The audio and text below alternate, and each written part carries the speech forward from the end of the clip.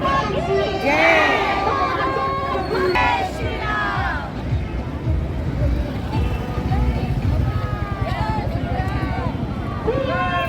की जय, भारत माता की जय। जय श्री राम, जय श्री राम, जय श्री राम।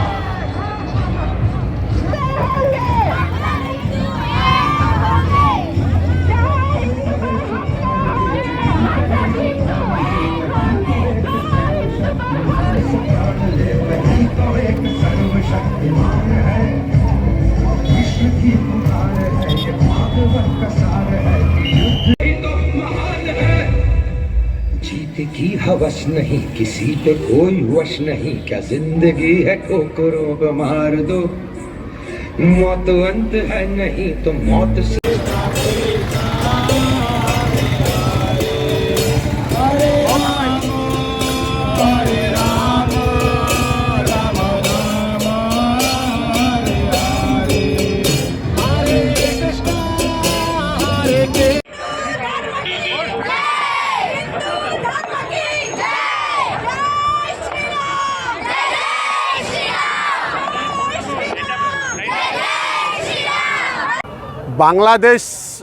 बांगलादेशामध्ये होत असलेल्या अल्पसंख्याकांवर जो काही अमानुष अत्याचार होत आहे, त्या ठिकाणी हिंदूंचे मठमंदिरं नष्ट केल्या जात आहे, हिंदू व्यापाऱ्यांना नष्ट केल्या जात आहे, हिंदू व्यापाऱ्यांची जानमालला पूर्ण निस्तनाबूत केल्या जात आहे।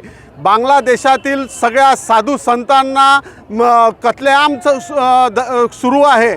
हा त्या ठिकाणी झालेला सत्तेचा जो काही सत्ता परिवर्तन झालं आणि त्या सत्ता परिवर्तनामध्ये हिंदू समाज मारला जात आहे। जणू काही त्या ठिकाणी हिंदू समाजाचा नरसंहार पाहायला जात आहे।